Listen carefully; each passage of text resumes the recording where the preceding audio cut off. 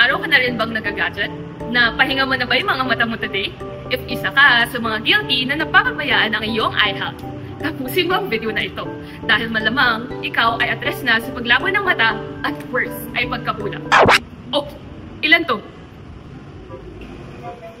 O ano, kaka-cellphone mo yan. Ano ba, Nay? Yan ang paboritong linya ng ating mga magulang sa tuwing tayo magrereklamo ng pananakit ng ulo o panlalaban ng mga mata. Pero hindi naman sila mali. Ano nga ba ang mga specific na dahilan nito?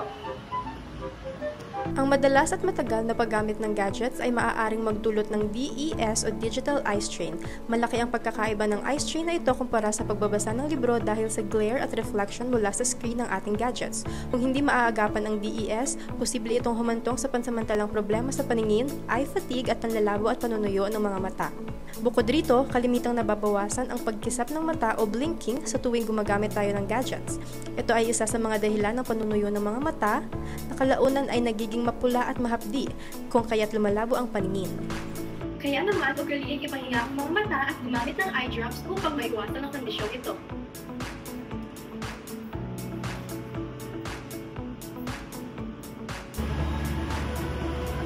Ngayon, nagawa niyo naman tumitig sa inyong mga gadget, mapakads man yan or games, mula umaga hanggang gabi. Gaya na lamang sa ating mga iPads na maaaring i-adjust ang display, pumunta lamang sa settings at i-on ang night shift upang mabawasan ang blue light exposure. Upang maiwasan ang pagiging at risk sa komplikasyon sa mata, higit na makatutulong din ang pagbibigay pansin at halaga sa ating mga screen time. Sa dalas na kinakailangan nating gamitin ang ating mga gadgets, ay hindi na rin natin namamalayan na sobra-sobra na pala ang paggamit natin ito. Sabi nga ng pinaka-recent report ng mga data analysts sa website na Electronics Hub, ang Pilipinas ay kabilang sa top 3 countries sa buong mundo na may pinakamataas na average screen time sa tagal na 8 hours and 52 minutes kada araw. Guilty ka rin ba dito?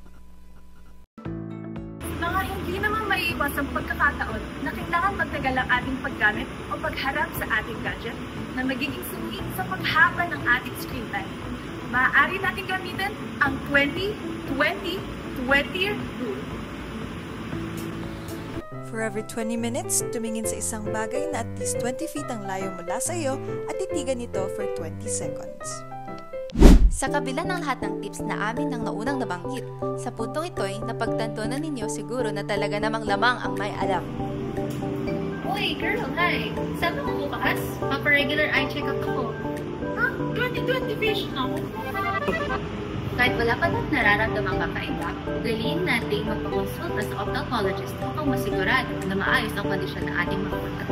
Kaya naman, prevention is still always better than fighting cure. Noong 2019 lamang, naisabatas ang RA 11358 na may layuning maagapan at bigyang solusyon ang problema sa paningin ng kabataang Pilipino na nasa kindergarten.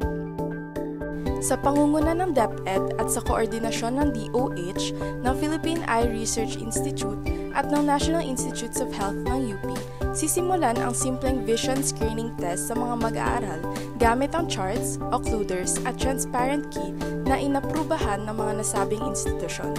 Ang mga estudyanteng may visual problems ay tutulungan na mai-refer sa mga espesyalista upang maagapan at mabigyan ng lunas ang sakit. Hindi maipagkakaila na mabuti man ang layunin ng batas na ito, nakalulungkot ding isipin na katulad ng karamihan sa mga batas sa Pilipinas, ay kulang na kulang talaga ang gobyerno sa pagsusumikap upang maipatupad ito sa buong bansa. Kaya naman, sa sarili-sarili nating pamamaraan, ay talagang dapat gawin na natin ang kung anumang abot ng ating makakaya upang siguraduhin ang mga mata natin ay laging nasa mabuting kondisyon. Muli, matay alagaan para lagi. Wala na